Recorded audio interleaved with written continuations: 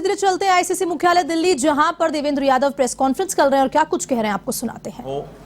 चाहे staff selection board की नियुक्तियों की बात करें, जिसमें कहीं ना कहीं ऐसे बेरोजगार युवा साथियों को जो उसके हकदार हैं, जो पढ़े लिखे हैं, जिन्होंने अपनी पढ़ाई पूरी कर कर इस उम्मीद में उन नौकरियों के लिए अप्लाई किया था, आज कहीं ना कहीं वो भटक रहे हैं और उनके एवज में जो उत्तराखंड की सरकार के माननीय हैं, वो अपने चहेतों को, अपने रिश्तेदारों को, अपने जानकारों को बिना किसी योग्यता के, बिना किसी साक्षात्कार के, बिना किसी परीक्षा के सीधा नियुक्ति देने का काम कर रहे हैं। उत्तराखंड की कांग्रेस सरकार, कांग्रेस पार्टी लगातार इस बात को मुद्दा बनाकर युवाओं के बीच पहुंचने का काम कर रही है। हम लोग लगातार इस कोशिश में हैं कि जो वहां के युवाओं का हक है, उनको वो हक मिल सके। मैं बड़े आप सभी के माध्यम से जहां उन युवा साथियों को अपील करना चाहूंगा कि वो इस लड़ाई में मजबूती के साथ सामने आए, वहीं दूसरी ओर केंद्र सरकार से ये आग्रह करूंगा, क्योंकि ये एक ऐसा मुद्दा है जिसमें जो उत्तराखंड सरकार के सीनियर लीडर्स हैं और ऑर्गेनाइजेशन के जो सीनियर वहां पर लीडर्स हैं, उनकी सीधी सीधी संलिप्तता होने के नाते कोई भी जो रीजनल, जो भी वहां की स्टेट एजेंसीज हैं, वो इसके ऊपर कोई अच्छा किसी भी प्रकार से उसकी जांच नहीं कर पाएगी, क्योंकि उनके ऊपर लगातार दबाव बना रहेगा। लिहाजा हम भारत सरकार से ये आग्रह करना चाहते हैं कि इस पूरे मामले का, जिसका विस्तार से भाई करण जी और भुवन जी इस बारे में चर्चा करेंगे, उस सारे मामले को लेकर हम सीबीआई की जांच की यहाँ से आपके सामने हम बात करना चाहते हैं कि हमने लगातार कोशिश की है और केंद्र सरकार को भी ये लिखा है कि इस जांच को निश्चित ही केंद्रीय जांच एजेंसी सीबीआई के द्वारा इसको देखा जाना चाहिए। दोस्तों, आप जब जानते हैं कि आज पूरे देश में एक जो फ्री रेवड़ियां बांटने की बात है, वो माननीय हमारे प्रधानमंत्री करते हैं। मैं स्पष्ट कर देना चाहता हूं कि रेवड़ियां वो नहीं है कि जो गरीब के पेट में अन्न जाता है उसको फ्री राशन दिया जाता है, या किसान को उसके हक की लड़ाई, उसकी जो उपज है उसका सही मूल्य मिलना रेवड़ियां नहीं है। रेवड़ियां सही मायने में ये है जहां पर बिना किसी साक्षात्कार के, बिना किसी टेस्ट के, जो सरकार में बैठे लोग हैं वो अपने निजी फायदे के लिए अपने लोगों को कहीं ना कहीं डायरेक्ट नौकरियां देकर उनको रेवड़ियों के रूप में बांटने का काम कर रहे हैं। तो हम इस मंच से आप सभी से आग्रह करेंगे कि जो हमारे माननीय प्रधानमंत्री हैं, केंद्रीय सरकार है, वो इस पूरे मामले की सीबीआई जांच करे। धन्यवाद।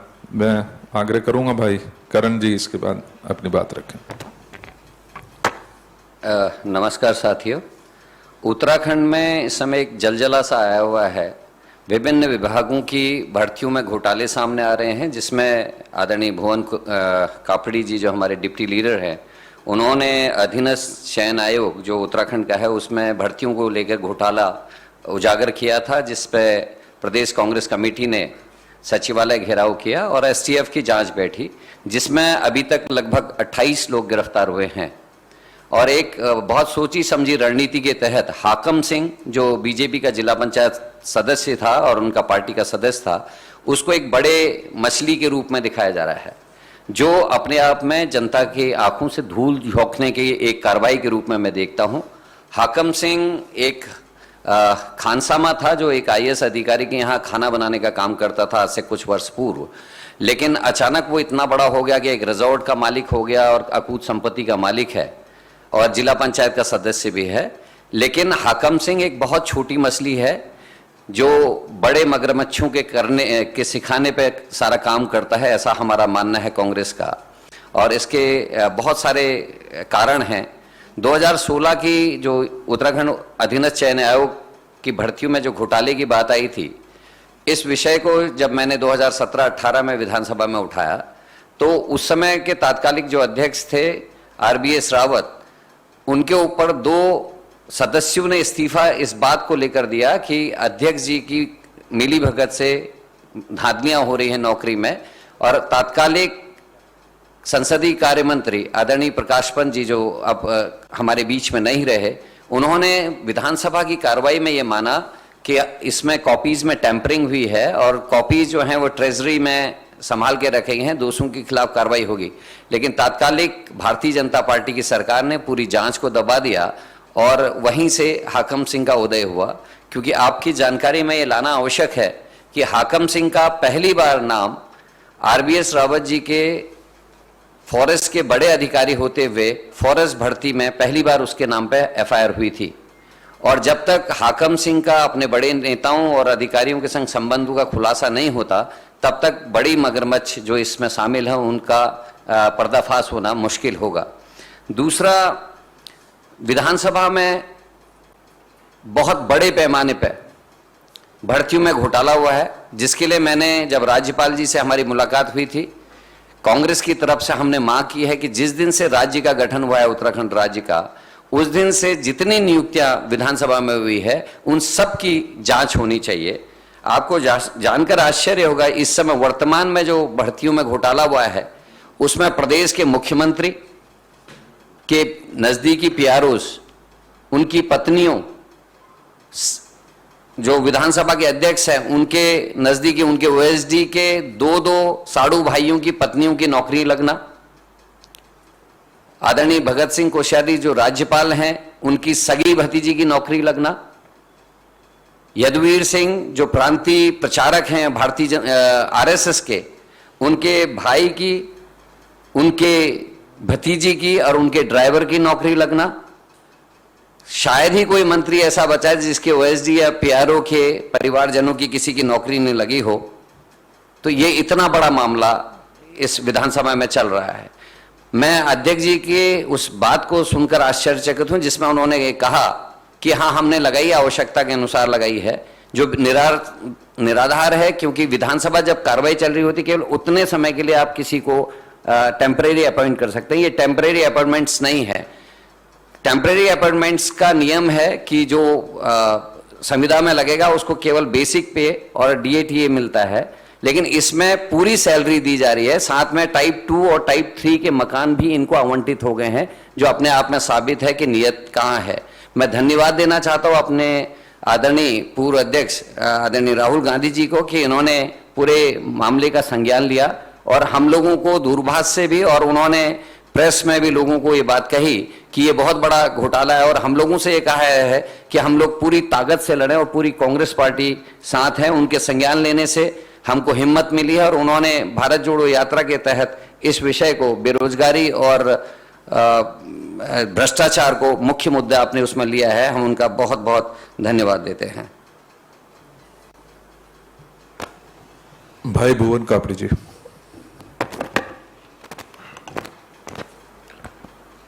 धन्यवाद साथियों। उत्तराखंड अधीनस्थ सेवा चयन आयोग UKSSC, जिसके भर्ती घोटाले को लेकर 15 जून को विधानसभा में हमने तथ्यों के साथ, सबूतों के साथ ये प्रस्तुत किया कि UKSSC लगातार भर्तियों में अनियमितताएं बरत रहा है, घोटाला कर रहा है। इसके खिलाफ CBI की जांच होनी चाहिए। UKSSC 80,000 बच्चों का फॉरेस्ट गार्ड की भर्ती करवाता है और 18 पालियों में करवाता है। 18 पालियों में किसी भर्ती को कराना सीधे सीधे कहीं न कहीं भ्रष्टाचार का संदेह उसमें पैदा होता है। वहीं लोक सेवा आयोग उत्तराखंड में 2,56,000 बच्चों का एग्जाम एक दिन में कराता है, इसलिए हम इसमें व्यवस्था का भी प्रश्न नहीं उठा सकते। उसके बाद 1800 क्वेश्चनों में से 332 क्वेश्चनों को डिलीट कर देता है। तो बहुत सारा भ्रष्टाचार दिखाई दे रहा था। तो हमने सीबीआई जांच की मांग करी, अध्यक्ष जी के नेतृत्व में सचिवालय का घेराव किया। उसके बाद उत्तराखंड में जांच शुरू हुई। जांच शुरू होने के बाद एसटीएफ ने जांच शुरू करी। उसमें जैसे जैसे जांच होती रही, अभी तक 28 गिरफ्तारियां हो चुकी हैं। उन गिरफ्तारियों में जिसे मुख्य अभियुक्त अभी एसटीएफ बता रहा है, उसके साथ कई बड़े अधिकारियों, कर्मचारियों, कई बड़े सफेदपोश लोगों का नाम जुड़ रहा है। साथ ही उत्तराखंड और उत्तर प्रदेश, 2 राज्यों की संलिप्तता इसमें दिखाई दे रही है। गिरफ्तारी भी हुई है। 2 राज्यों की संलिप्तता होना और प्रदेश के बड़े बड़े हुक्मरानों का, सफेदपोशों का, प्रभावशाली लोगों की संलिप्तता जो स्पष्ट दिखाई दे रही है, उससे यह पता चलता है कि एसटीएफ के अधिकार जो हैं वो सीमित हैं, राज्य के लिए है। और एसटीएफ के ऊपर जो अधिकारी बैठे हुए हैं, जो नेता बैठे हुए हैं, उनकी संलिप्तता दिख रही है। इसलिए इस जांच का अब सीबीआई को ट्रांसफर करना अनिवार्य है। और साथ ही हम यह भी कहना चाहेंगे, एक राष्ट्र, एक विधान, एक संविधान का नारा देने वाली पार्टी एक तरफ पश्चिम बंगाल में शिक्षक भर्ती घोटाला होता है, वहां भाजपा की सरकार नहीं है तो सीबीआई जांच होती है। वो तो एक ही राज्य का मामला है। यहां 2 राज्यों का मामला स्पष्ट दिखाई दे रहा है और सारी भर्तियों में घोटाला दिखाई दे रहा है, चाहे वो फॉरेस्ट गार्ड की भर्ती हो, चाहे वो लेक्चरर की भर्ती हो, चाहे वो क्लर्क की भर्ती हो, चाहे वो ग्राम पंचायत अधिकारी, ग्राम विकास अधिकारी की भर्ती हो, चाहे वो बीडीओ, बीपीडीओ की भर्ती हो। खुलेआम 28 लोगों की गिरफ्तारी हो जाती है, सरकार सीबीआई को ट्रांसफर नहीं करती है।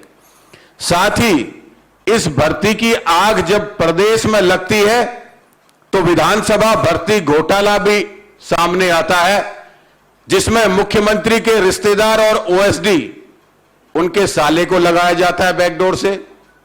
दूसरे पीआरओ हैं, उनके बीबी को लगाया जाता है। तीसरे पीआरओ हैं, उनकी बीबी को लगाया जाता है। महामहिम राज्यपाल की भतीजी को लगाया जाता है। बहुत सारे मंत्रियों के ओएसडी और उनके जो ओएसडी हैं, उनकी पत्नियों को, जिनके नाम भी बहुत सारे हैं। पूर्व प्रदेश अध्यक्ष मीनाक्षी शर्मा है, पूर्व भाजपा प्रदेश अध्यक्ष कैबिनेट मंत्री मदन कौशिक के पीआरओ आलोक शर्मा की बीवी हैं, प्रांजल नेगी जी हैं, बहुत सारे ऐसे नाम हैं। तो एक तरफ यूके SSS का घोटाला जहां सामने आ रहा था, वहीं विधानसभा में सारे प्रदेश की सरकार, भाजपा के मुख्यमंत्री से लेकर सारे मंत्री, 9 रत्न, विधानसभा घोटाले में कहीं न कहीं संलिप्तता दिखाई दे रही है साफ साफ। तो उसके बाद हम कैसे भरोसा कर सकते हैं कि राज्य की एजेंसी इसमें जांच कर इन हुक्मरानों को जेल भेजने का काम करेगी? इन सारे तथ्यों को देखते हुए हम केंद्र सरकार से, माननीय प्रधानमंत्री जी से मांग करते हैं कि उत्तराखंड में जो देवभूमि को कलंकित करने का काम भारतीय जनता पार्टी की बैठी हुई सरकार ने किया है, जो देवभूमि के युवाओं के भविष्य को, मेहनत को बेचने का काम इस सरकार ने किया है, उस देवभूमि को न्याय दिलाने के लिए, उस देवभूमि के युवाओं को न्याय दिलाने के लिए अब इस जांच को सीबीआई को दिया जाना चाहिए, जिससे कि उत्तराखंड के साथ न्याय हो सके। हम आप सब लोगों से, उत्तराखंड में हमारे मीडिया के बंधु ने हमारा बड़ा सहयोग इसमें किया, लेकिन अब बात ये सीबीआई की है, केंद्रीय जांच एजेंसी की है, तो हम आप लोगों से ये उम्मीद करते हैं कि आप लोगों के सहयोग से ही हम इस लड़ाई को आगे लड़ पाएंगे और सीबीआई जांच की तरफ ले जा पाएंगे। आप सब लोग यहां पर आए, इसके लिए बहुत बहुत धन्यवाद। Any questions? कॉपी दे दो भैया। Thank you.